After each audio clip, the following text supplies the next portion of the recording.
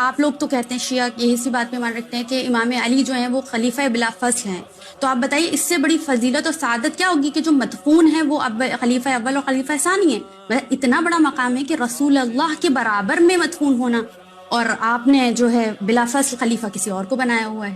تو اگر اللہ نے کسی کو شرف بخش دیا ہے، اتنی بڑی سعادت دی ہے، تو دیکھیں یہ سعادت جو ہے وہ انسان کی اختیاری ہے، یہ زبردستی کی لی ہوئی سعادت ہے۔ یہ تو شرف تب ہوتا جب اللہ کے رسول وصیت کرتے کہ فلاں فلاں کو میرے ساتھ دفن کرنا، تب تو ہم اس بات پر آپ کی اعتراض کرنے والوں کی بات کو مان لیتے کہ رسول نے فرمایا تھا، اور رسول تو وہ ہے جو خدا کی وحی کے بغیر کلام نہیں کرتے، لہذا یہ شرف بالکل ٹھیک ہے۔ لطف کی بات یہ ہے کہ اعتراض کرنے والے فدق کے معاملے میں سوال کرتے ہیں کہ یہ زمین جو ہے وہ وراثت میں چلی گئی تھی، نبی وارث نہیں بناتے، تو یہ تو سوال پھر ان کے گلے کا پھندا بن جائے گا کہ یہ دو افراد جو تھے حاکم اول اور حاکم دوم، یہ کس حیثیت سے حجرہ رسول میں دفن ہوئے؟ یہ قبرستان تو نہیں تھا، نبی کا گھر تھا، نبی کریم اپنے گھر میں دفن ہوئے۔ تو جواب یہ ملتا ہے ان دونوں کی جو دختر تھیں، بیٹیاں تھیں، وہ رسالت میں آپ کی ازواج تھیں، لہٰذا ازواج نے اپنے اپنے حق کی یا وراثت کی زمین میں اپنے والدین کو دفن کر دیا۔ یعنی کمال کی بات ہے، سیدہ کی باری میں نبی کی وراثت نہیں ہوتی ہے، بیوی کی باری وراثت بن جاتی ہے۔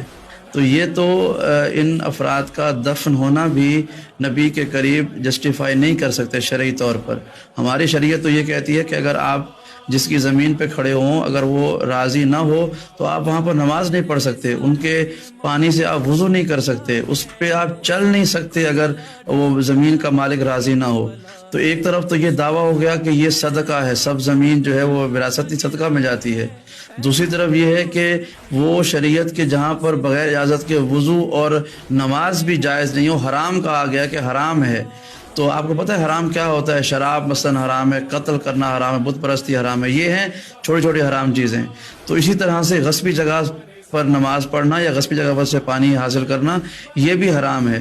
تو جب حرام جگہ پر بغیر اجازت کسی زمین پر پانی سے وضو جائز نہیں ہے تو بغیر نبی کی مرضی سے دفن ہونا تو یہ بڑا مسئلہ بن جائے گا۔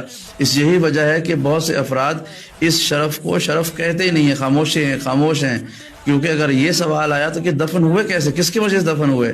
ربی نے تو نہیں کہا۔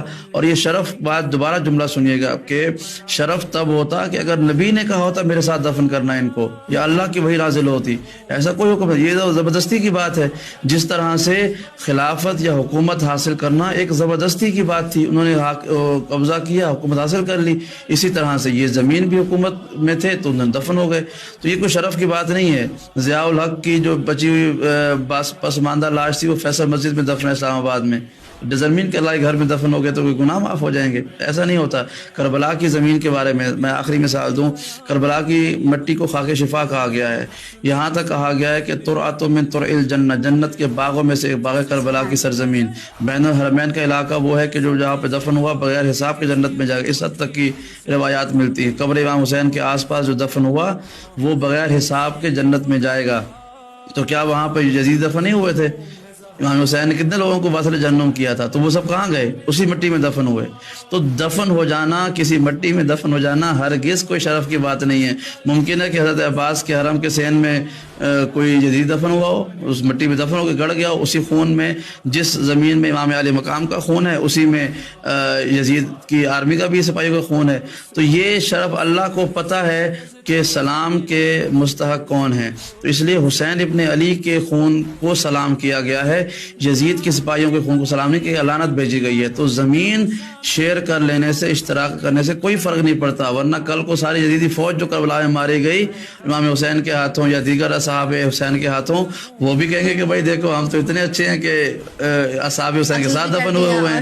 تو یہ زمین کچھ نہیں، زمین کے ساتھ دفن ہو جانا، زمین شیئر کر لینا، یہ کوئی پرابلم نہیں ہے۔ ہارون رشید قاتل امام موسیٰ کاظم، آپ کو پتہ ہے کہاں دفن ہے؟ حرم امام موسیٰ کاظم میں۔ قتل کیا، شہید کیا، بے دردی سے شہید کیا امام کو، لیکن دفن بھی امام حسین کاظم کے ساتھ ہوا.